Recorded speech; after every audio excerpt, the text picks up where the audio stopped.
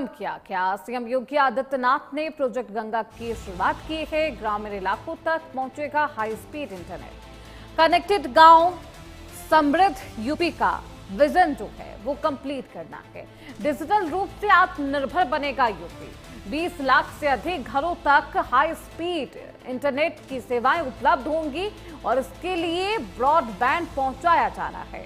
गांव में मिलेगा सार्वजनिक वाईफाई और आईपीटीवी, ओटीटी और आधुनिक डिजिटल सेवाएं भी मिलेंगी। सुरक्षा के लिए लगेंगे सीसीटीवी आधारित समाधान। मजबूत साइबर सिक्योरिटी से सुरक्षित होंगे गांव।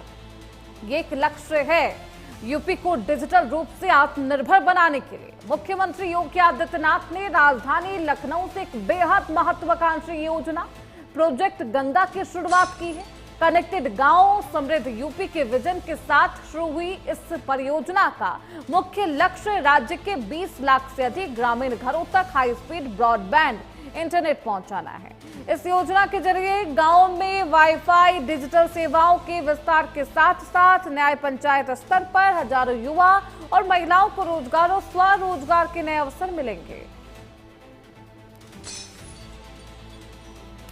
तस्वीरें आपको दिखा रहे हैं। हालांकि इसके लिए कई बार बैठक भी की गई। मुख्यमंत्री योगी आदित्यनाथ और योगी सरकार की महत्वाकांक्षी योजना है जिसे अब पटल पर रखा गया और साथ ही साथ अब इसके लिए धरातल पर काम किए जाएंगे।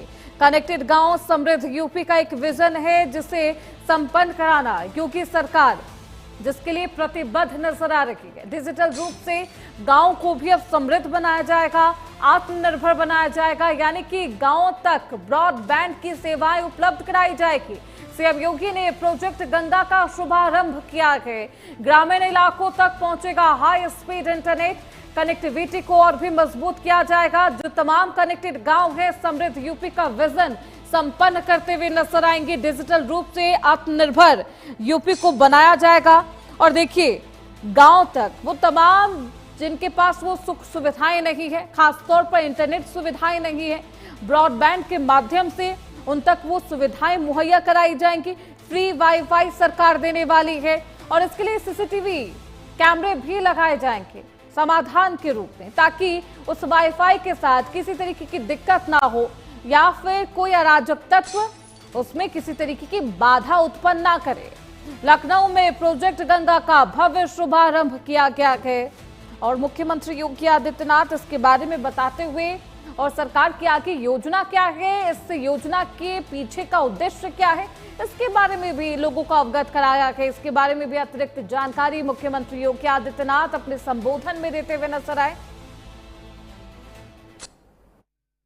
825 विकास खंड हैं, 8000 न्याय पंचायतें हैं। जिन 8000 न्याय पंचायतों के लिए हम इस एंटरप्रेन्योर्स की इस बेहतरीन डिजिटल एंटरप्रेन्योर की स्कीम को आगे बढ़ाना चाहते हैं, लेकिन इसके बाद यह स्कीम 57,700 ग्राम पंचायतों तक पहुंचनी है। हमारा ग्राम पंचायत ग्राम सचिवालय का मॉडल है, वो पूरे देश के अंदर एक मॉडल के रूप में नीति आयोग ने स्वीकार किया। गांव के अंदर पहली बार सरपंच की प्रक्रिया से लेकर के आज प्रधान के चुनाव की प्रणाली लागू होने के बाद पहली बार ग्राम प्रधान को और लेखपाल को अपना कार्यालय मिल पाया है ग्राम सचिवालय के माध्यम से। हमारा ग्राम सचिवालय एक कमरे का नहीं है, 4 से लेके 6 कमरे हैं वहाँ पे।